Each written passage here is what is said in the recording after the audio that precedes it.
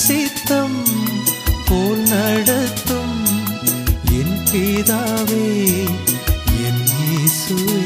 இப்போது சமாதான ஏஜி சபையின் தலைமை போதகர் பாஸ்டர் ஆர் கிளாரன்ஸ் மருதையா அவர்கள் தேவனுடைய செய்தியை கொண்டு வருவார்கள். கிறிஸ்துவுக்குள் அன்பானவர்களே, இந்த நாளிலேயும் இந்த ஊடகத்தின் மூலமாக உங்களை சந்திப்பதிலும் மகிழ்ச்சி அடைகிறேன். இந்த நாளிலே ஆண்டவர் நமக்கு தரக்கூடிய வார்த்தை என்னவென்றால், வெளிப்படுத்தின விசேஷம் 5ஆம் அதிகாரம் 5ஆம் வசனம் வாசித்து பார்க்கும் பொழுது, மூப்பர்களிலே ஒருவன் என்னை நோக்கி, நீ அழ வேண்டாம், இதோ யூதா கோத்திரத்து சிங்கமும் தாவீதின் வேறுமானவர் புஸ்தகத்தை திறக்கவும் அதன் 7 முத்திரைகளை உடைக்கவும் ஜெயம் கொண்டிருக்கிறார் என்று வாசித்து பார்க்கிறோம். இந்த உலகத்தில் இன்னும் என்ன சம்பவிக்கும் என்பதை குறித்த கேள்வி எழும்பிய பொழுது, ஆண்டவராகிய தேவன் அவருடைய அன்பின் சீசனாகிய யோவானுக்கு இனி உலகத்தில் அப்கமிங் திங்ஸ் என்ன சம்பவிக்கும் என்பதை குறித்த ஒரு தெளிவான வெளிப்பாட்டை அவனுக்கு காண்பித்தார்.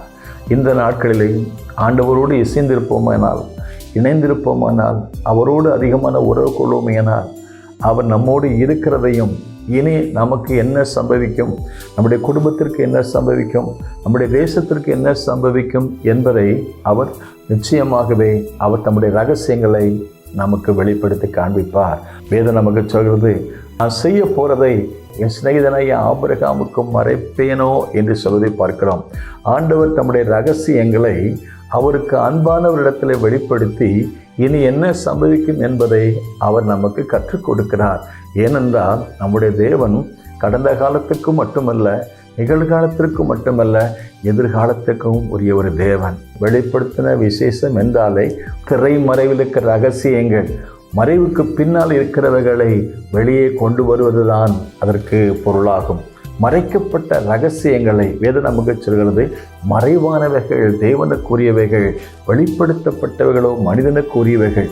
ஆகவே மறைந்திருக்கிறவைகளை அல்லது ரகசியங்களை தம்மில் அன்புக்குரியவர்களுக்கு அவர் வெளிப்படுத்தி காண்பிக்கிறார். அன்பின் சீசனாய் யோவான் இந்த சுவிசேஷத்து நிமித்தமாக, அவருக்கு கொடுத்த சாட்சி நிமித்தமாக பத்மோ எனப்பட்ட ஒரு தீவிலே நாடு கடத்தப்பட்டவனாக இருக்கிறான். ஒரு கைதியை போல அல்லது ஒரு குற்றவாளியைப் போல அவன் தண்டனை அனுபவிப்பதற்காக அங்கே அனுப்பப்பட்டான் என்று வாசித்து பார்க்கிறோம். அப்படிப்பட்ட அந்த வனாந்தரமான அந்த தீவில் வேதம் சொல்லி, நான் கர்த்தருடைய நாளில் ஆவிக்குள்ளானேன். கர்த்தருடைய நாளில் ஆவிக்குள்ளாகும் போது அந்த ஆவியானவர் மறைந்திருக்கிற ரகசியங்களை அவருக்கு வெளிப்படுத்தி காண்பிக்க விரும்பினார். அன்றைக்கு யோவான் ஸ்நானகன் அன்றைக்கு இயேசு கிறிஸ்துவை அறிமுகம் செய்து வைக்கும் பொழுது, இதோ உலகத்தின் பாவத்தை சுமந்து தீர்க்கிற ஆட்டுக்குட்டி என்று சொன்னார்.